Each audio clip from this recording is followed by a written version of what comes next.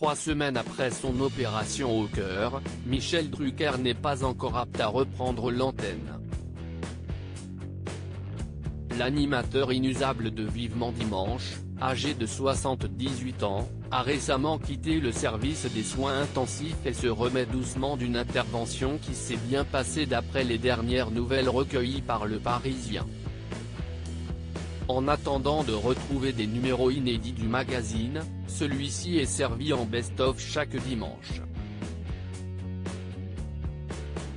Vivement Dimanche privilégie l'humour. Ce 18 octobre, la chaîne en a proposé pour remettre au goût du jour des émissions déroulées au temps de la bonne époque, à savoir avec du public et sans le port du masque.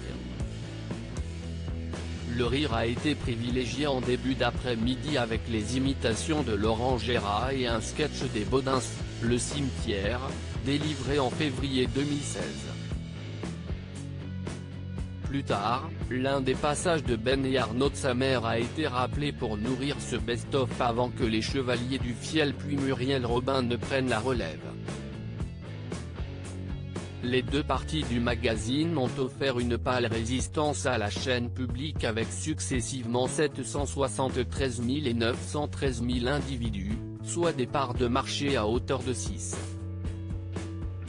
et 8,3%.